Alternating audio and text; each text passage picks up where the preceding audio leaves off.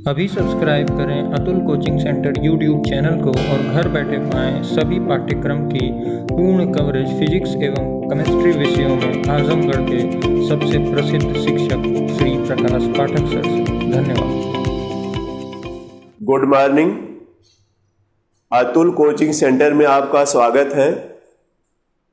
हम class 10th subject chemistry में अभी आप लोगों को इंट्रोडक्शन बता रहे थे और आज का वीडियो भी इंट्रोडक्शन में ही रहेगा। फिर इसके बाद अगला वीडियो आपका आपके सब्जेक्ट से ही कोई लेसन जाएगा, तो ध्यान दीजिएगा, वीडियो को देखते रहेगा आप लोग। तो यहां पर आज का टॉपिक है इंट्रोडक्शन में अणुभार की गणना, यानी कैलकुलेशन ऑफ मॉलिक्यूलर वेट। आप लोगों को पिछले वीडियो में या पिछले क्लासों में हम बताए कि सूत्र कैसे बनता है, इसके बारे में बता चुके हैं। जैसे अगर हम कहते हैं कि सोडियम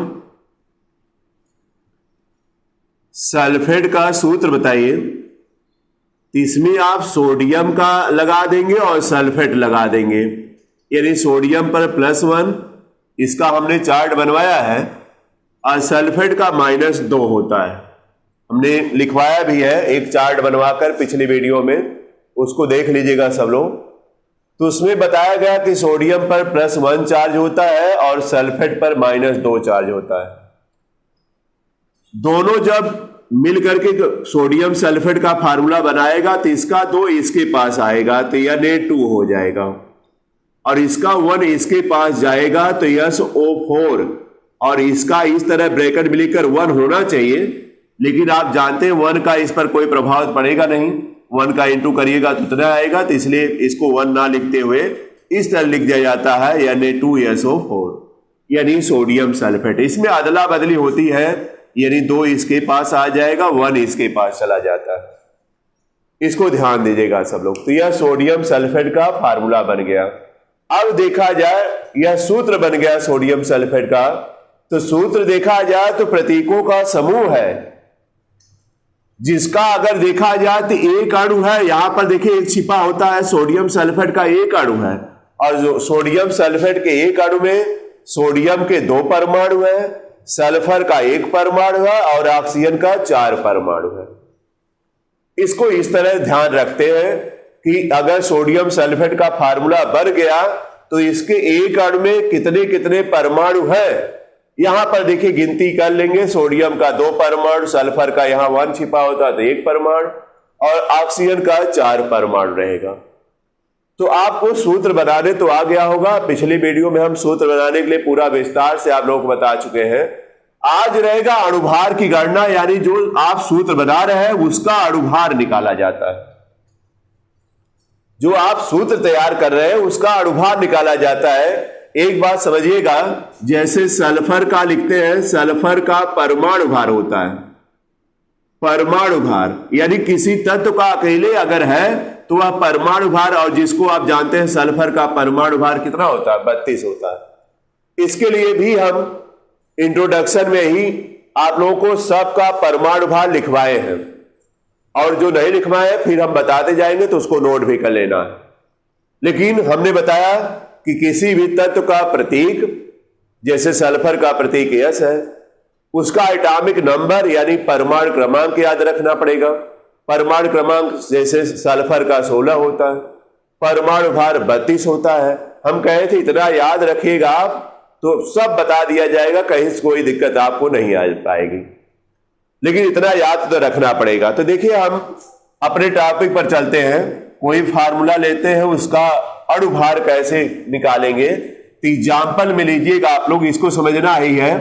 जैसे एग्जाम्पल हम ले, जैसे सोडियम सल्फाइड ले लें, यह बताइए सही है कि नहीं फार्मूला, इसका क्या नाम है, सोडियम सल्फाइड है, इसको सोडियम सल्फाइड बोलते हैं। Na2S कैसे बना है, अगर जाएंगे तो Na+1 और सल्फाइड हमने लिखवाया है -2 इसके पास जाएगा तो Na2 हुआ कि नहीं, और 1 इसके पास जाएगा तो कोई प्रभाव तो पड़ेगा नहीं, Na2S हुआ। इसी तरह यह बनता है, सबको समझ में आया होगा। तो देखिएगा हम क्या करने जा रहे हैं, Na2SO4 यानी सोडियम सल्फाइड का अणुभार निकालना है। अणुभार बताइए, इस तरह क्वेश्चन दिया है, इसका अणुभार आपको बताना है। तो क्या कहते हैं, लिखते क्या है, Na2S का अणुभार बराबर देखिए सोडियम का परमाणु भार 23 होता है, याद रखना पड़ेगा 23, इसको भी लिखवाए हैं, और इसकी संख्या 2 है तो इसलिए 23 गुणे 2 करेंगे। अब प्लस सल्फर इसके बाद आता है तो सल्फर का 32 रहेगा, यानी एक तत्व के बाद दूसरा तत्व मिलेगा तो प्लस लगाइएगा। और Na2 है तो सोडियम का परमाणु भार 23 है और इनकी संख्या 2 है, इसलिए 2 से गुणा किए, अब फिर प्लस लगाए, सल्फर का 32 होता है और इनकी संख्या 1 है तो 32 गुणे 1 लिखने का मतलब 32 आएगा। अब देखिए 23 गुणे 2 का मतलब 46 हो जाएगा। अब प्लस 32 करिएगा तो 6 2 8 हुआ और 4 3 7 हुआ, यानी सोडियम सल्फाइड का अणुभार 78 आया, 78 आया। फिर चलिए दूसरा एग्जाम्पल लेते हैं, आप लोग खुद अब लगा सकते हैं, जैसे हम बना ले फार्मूला। चलिए दूसरे का बनाते हैं जो आप याद रख सकते हैं, जैसे सोडियम, इस तरह लिख रहे हैं सोडियम सल्फेट, जैसे बना दीजिए सोडियम सल्फेट, बना ही था। इसका सूत्र जानते हैं, Na2SO4 होगा, बोली होगा कि नहीं। Na पर +1 और सल्फेट पर -2, तो 2 इसके पास जाएगा, 1 इसके पास जाएगा, तो कोई प्रभाव नहीं पड़ेगा। इसका अणुभार निकालना है, अणुभार निकालना है।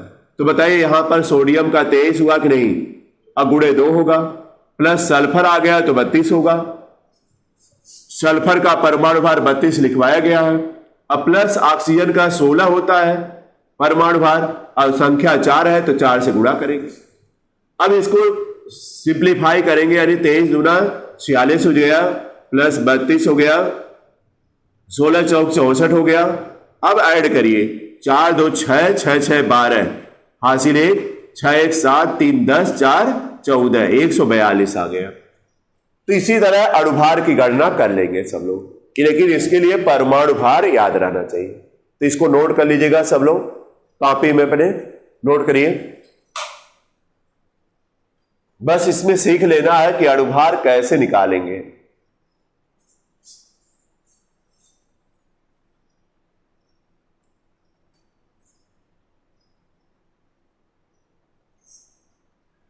अब आप देखिए सूत्र बना भी सकते हैं अपने से, और सूत्र बना बनाकर अणुभार निकाल सकते हैं, लेकिन यह रहना चाहिए कि उसका परमाणु भार याद रहना चाहिए सबको, तभी यह काम कर पाएंगे।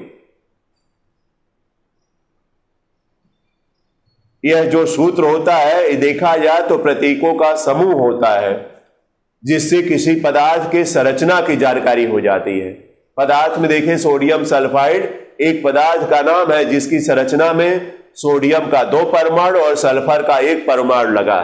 अगर कोई Na लिख देगा तो उस फार्मूले को गलत माना जाएगा, क्योंकि सोडियम सल्फाइड जब भी बनेगा तो सोडियम का 2 परमाणु रहना चाहिए, सल्फर का 1 रहना चाहिए। अगर आप सोडियम का 1 परमाणु लिख देते हैं तो गलत रहेगा, तो इसको भी ध्यान रखिएगा सब लोग।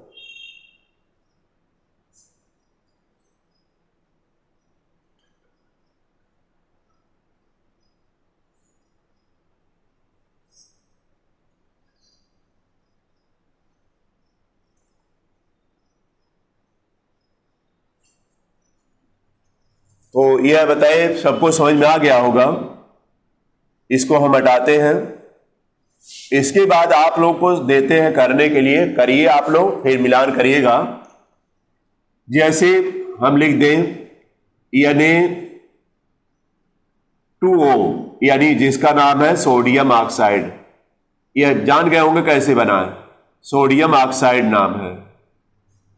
ऑक्साइड का अणुभार अगर निकालना है तब कैसे निकालेंगे, अणुभार निकालना है तो बताइए सोडियम का वही लगाइए, सब लोग साथ में करिए, कितना होता है 23 हो गया, और संख्या कितनी है 2 है। अब प्लस ऑक्सीजन फिर क्या आएगा 16 होता है परमाणु भार। अब देखिए 23 दूना 46, अब प्लस 16 यानी 6 6 12 हुआ, 4 1 5 1 6 हो गया, 62 आ गया। ये निकाल लेंगे। अब तो आ गया होगा समझ में, सबको आ गया होगा समझ में। इसी तरह आप लोग फार्मूला बना बना करके अणुभार सबका अलग अलग निकाल सकते हैं, लेकिन उसके लिए हम बार बार कर रहे हैं परमाणु भार याद कर डालिए। जो हमने एक ग्राफ दिया है या चार्ट दिया है उसको याद कर डालिए, उतना कम से कम तो याद रखिए। और कोई बड़ा अगर आता है जिसका अणुभार ज्यादा आता है वह दिया रहेगा आपको, लेकिन जो छोटे वाले हैं वह दिए नहीं रहेंगे, आपको खुद जो है लगा करके करना रहेगा। तो समझ गए होंगे सब लोग।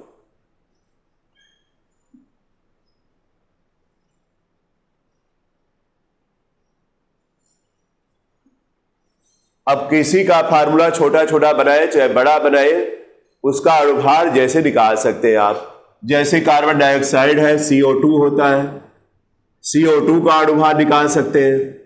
निकालिए, चलिए बोलिए कितना आएगा। कार्बन का परमाणु भार कितना, 12 प्लस ऑक्सीजन का 16, और इनकी संख्या चूंकि 2 है इसलिए 2 से इंटू करेंगे। तो देखिए 12 हो गया प्लस 16 दूना 32 हो गया, तो आ गया 2 2 4 और 3 1 4 44 आ गया। देखिए आप कोई भी चाहे छोटा रहेगा चाहे बड़ा रहेगा उसका अणुभार निकाल सकते हैं। यहां तक कि देखिए यूरिया का सूत्र अभी तो आप लोगों के थोड़ा नया रहेगा। यूरिया का सूत्र अगर देखा जाए, पहले बता दें तो यूरिया का सूत्र होता है NH2CO होता है, इसका सूत्र NH2CO अगर का अणुभार निकालना रहे आपको, ध्यान दीजिएगा, तो नाइट्रोजन का बताइए परमाणु भार 14 होता है, फिर प्लस हो जाएगा बीच में। हाइड्रोजन का 1 होता है, इनकी संख्या चूंकि 2 है इसलिए 1 × 2 लिखे, फिर आगे प्लस लगाएगा। कार्बन का 12 होता है, 1 है तो 12 रहेगा, प्लस ऑक्सीजन का 16 है तो यह भी एक संख्या में है। फिर नाइट्रोजन आ गया अगला तो 14, इस नाइट्रोजन के बारे में चर्चा कर रहे हैं। अब प्लस हाइड्रोजन आ गया तो 1 × बताइए, इनकी संख्या चूंकि 2 है तो 2 लिखा जाएगा। अब इसको सिंप्लीफाई आप कर सकते हैं, 14 प्लस यह 2 आएगा, प्लस 12 आएगा, प्लस 16 आएगा, अब प्लस 14 आएगा, प्लस 2 आएगा।